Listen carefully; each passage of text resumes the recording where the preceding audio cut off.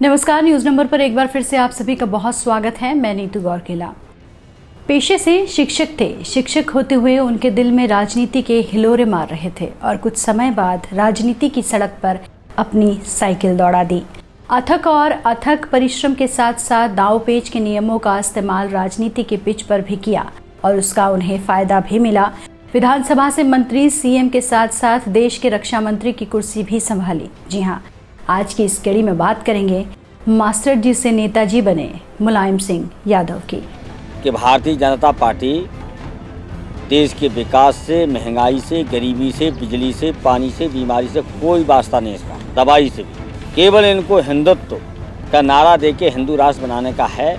अब पूरी तरह से जब असफल हो गए हैं, दिल्ली सरकार चलाने में भी, महाराष्ट्र में भी, उत्तर प्रदेश में भी, गुजरात में भी, तो ये केवल धर्म के आधार पर अपने वोट बटोरने का तरीका है, जिससे देश तोड़ने का पूरा षड्यंत्र है भारतीय जनता पार्टी की सरकार। समाजवादी पार्टी के संस्थापक और संरक्षक मुलायम सिंह यादव देश में समाजवादी राजनीति के पुरोधा रहे हैं। उन्होंने राम मनोहर लोहिया और चौधरी चरण सिंह से इसकी वानगी सीखी और उसे जीवन में अमल में लाया। गरीब किसान परिवार में जन्मे मुलायम सिंह जिला स्तर के पहलवान थे, लेकिन 15 साल की उम्र में ही उन पर लोहिया की विचारधारा का असर देखने को मिला था। उन्होंने 28 साल की उम्र में साल 1967 में अपने राजनीतिक गुरु राम मनोहर लोहिया की पार्टी संयुक्त सोशलिस्ट पार्टी से विधायकी का चुनाव पहली बार लड़ा था और जीतने में कामयाब रहे। अगले ही साल यानी 1968 में जब राम मनोहर लोहिया का निधन हो गया, तब मुलायम सिंह अपने दूसरे राजनीतिक गुरु चौधरी चरण सिंह की पार्टी भारतीय क्रांति दल में शामिल हो गए।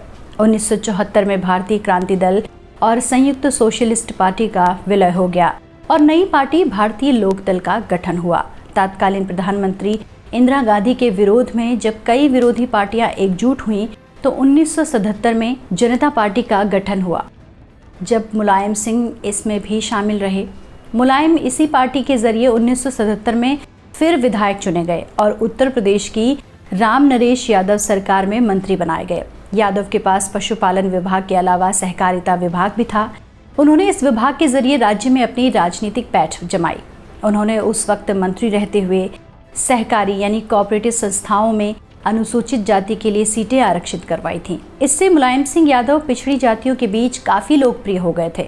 जल्द ही उन्हें धरती पुत्र कहा जाने लगा। 1979 में चौधरी चरण सिंह ने जनता पार्टी से खुद को अलग कर लिया। इसके बाद मुलायम सिंह उनके साथ हो लिए। चरण सिंह ने नई पार्टी लोक दल का गठन किया। मुलायम सिंह यूपी विधानसभा में नेता विरोधी दल बनाए गए। मुलायम लगातार अपनी सियासी जमीन को मजबूत कर रहे थे। 1987 में चौधरी चरण सिंह के निधन के बाद उनकी पार्टी 2 हिस्सों में बंट गई। चौधरी चरण सिंह के बेटे अजीत सिंह एक हिस्से यानी लोकदल के मुखिया बने और जबकि मुलायम सिंह गुट लोकदल बी कहलाया गया। 1989 में राजनीतिक हवा को भांपते हुए मुलायम सिंह ने लोकदल बी का विलय जनता दल में कर दिया। उस वक्त वीपी राजीव गांधी सरकार से इस्तीफा देकर देश भर में बोफोर्स घोटाले के बारे में लोगों को बता रहे थे। वीपी सिंह ने जनमोर्चा बनाया था। 1989 के दिसंबर में ही लोकसभा चुनाव के साथ साथ यूपी विधानसभा चुनाव भी हुए। केंद्र में वीपी सिंह की सरकार बनी और यूपी में मुलायम सिंह यादव पहली बार राज्य के मुख्यमंत्री बने। उन्हें बीजेपी ने भी सपोर्ट किया था। जल्द ही मुलायम सिंह चंद्रशेखर के साथ हो लिए और 1990 में उन्होंने चंद्रशेखर के साथ मिलकर समाजवादी जनता पार्टी बनाई। 2 साल बाद ये साथ भी टूट गया और मुलायम ने 1992 में फिर अपनी पार्टी समाजवादी पार्टी बनाई। राजनीतिक दांवपेच के माहिर मुलायम बहुजन समाज पार्टी के साथ दोस्ती कर 1993 में फिर से राज्य के मुख्यमंत्री बने। मायावती और मुलायम का गठबंधन 2 साल बाद ही यानी 1995 में तल्ख और भारी कड़वाहट भरे रिश्तों के साथ टूट गया। इसके बाद बीजेपी के सहयोग से मायावती यूपी की मुख्यमंत्री बनी। 2003 में यादव ने एक बार फिर सियासी अखाड़े का धोबी पछाड़ दांव चला और मायावती को अपदस्थ कर दिया। 1 साल पहले ही 2002 के चुनाव में मायावती ने बीजेपी के सहयोग से कुर्सी पाई थी, लेकिन बीजेपी ने उनसे अपना समर्थन वापस ले लिया। जवानी के दिनों में पहलवानी का शौक रखने वाले मुलायम सिंह सक्रिय राजनीति में आने से पहले टीचर हुआ करते थे। मुलायम सिंह ने राजनीतिक रूप से बेहद महत्वपूर्ण उत्तर प्रदेश में 1967 में सोशलिस्ट पार्टी के टिकट पर सबसे कम उम्र में विधायक बनकर दमदार तरीके से अपने राजनीतिक करियर का आगाज किया था। अपने राजनीतिक सफर के दौरान मुलायम ने कुछ अहम फैसले भी लिए थे। तो वो जो अहम फैसले थे वो कुछ इस तरह से थे। सबसे पहला, अलग पार्टी बनाई। साल 1992 में मुलायम सिंह ने जनता दल से अलग होकर समाजवादी पार्टी के रूप में एक अलग पार्टी बनाई। तब तक पिछड़ा मानी जाने वाली जातियों और अल्पसंख्यकों के बीच खासे लोकप्रिय हो चुके मुलायम सिंह का ये एक बड़ा कदम देखने को मिला। और इसके साथ ही 2012 का विधानसभा चुनाव जीतने से पहले वो 3 बार राज्य के मुख्यमंत्री रहे और केंद्र की राजनीति में भी अहम भूमिका निभाते रहे। उनका जो दूसरा अहम फैसला था वो ये कि अयोध्या में कार सेवकों पर गोली चलवाने का फैसला।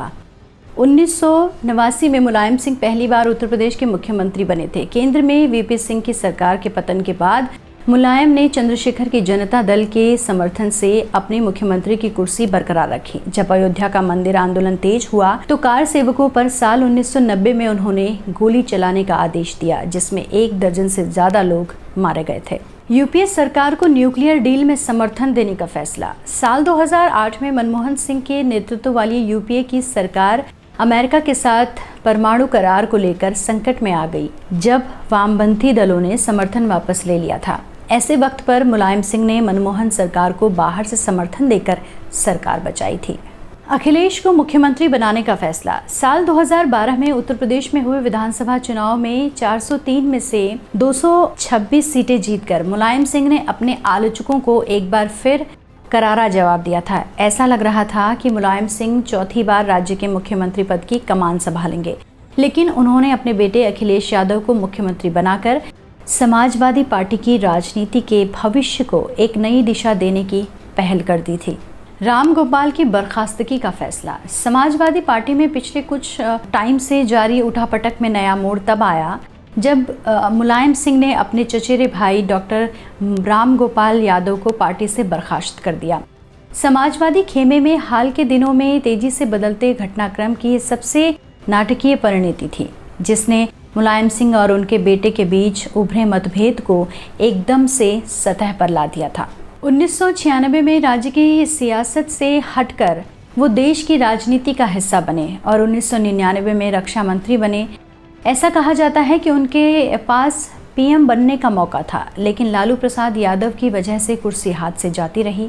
2003 में उन्हें एक बार फिर यूपी की कमान संभालने का मौका मिला।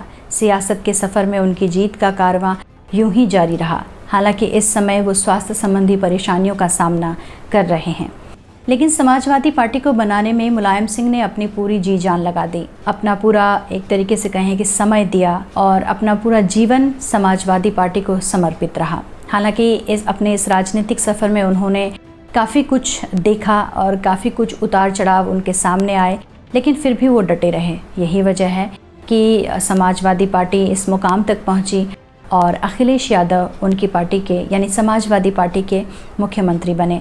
और इसका जो एक तरीके से नकारात्मक प्रभाव था वो उनके भाई की तरफ से उन्हें झेलना पड़ा, क्योंकि राम गोपाल यादव मुलायम सिंह यादव के भाई हैं और बहुत ही करीबी वो रहे उनके। और ये समझा जा रहा था कि शायद अगर मुलायम सिंह यादव मुख्यमंत्री उस समय नहीं बनते तो शायद राम गोपाल यादव को मुख्यमंत्री बनाया जाता, लेकिन ऐसा हुआ नहीं। उन्होंने अपने बेटे को उत्तर प्रदेश की कमान सौंपी और इस तरीके से उन्होंने अपना राजनीतिक सफ़र जारी रखा।